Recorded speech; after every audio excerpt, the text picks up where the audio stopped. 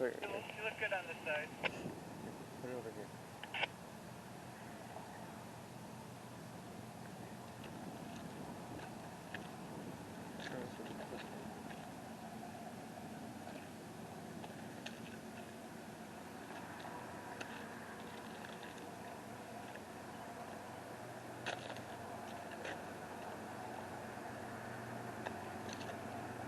Call the signal.